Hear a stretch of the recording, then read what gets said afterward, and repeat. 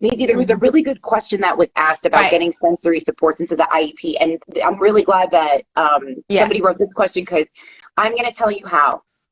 First off, if you don't have an IEP, you can either have like an SST meeting, or if you're in general education with no special education services, you can ask for this meeting where you can start to write and have these things in that says, hey, we're going to trial these things. Get it in writing. And if it's in writing and it's in their plan, the teacher has to follow it. And we're lucky we get to kind of consult on 504s. We're working, my whole dream is to provide support to everybody in every setting, but we are a related service. So the law gets a little tricky there.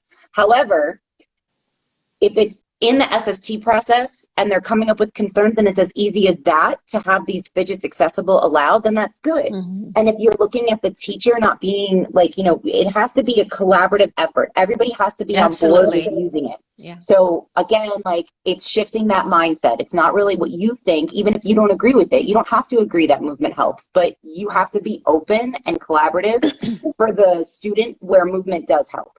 Because just because it's a very, see, like that, and that's again, like, the individualized perception of the nervous system. Well, I don't have a problem processing information. I can sit still for 8 hours. I can do this. So why does this person need it? Well, that's the whole thing. This person needs it, just like you don't need it, but somebody else needs it. So, and so a way within an IEP is in the accommodations section. And what I like to write are sensory supports as needed, movement breaks as needed, ability to extend assignments.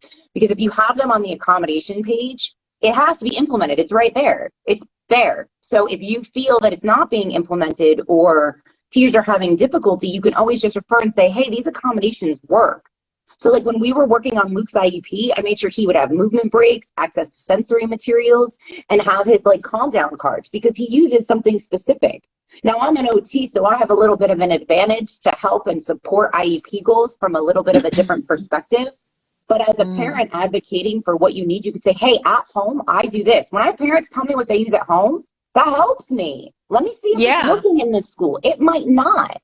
And that's the thing. They're two different environments. So I don't like to lock specific materials into the IEP, because sensory preferences change from day to day, week to week, month to month. It can.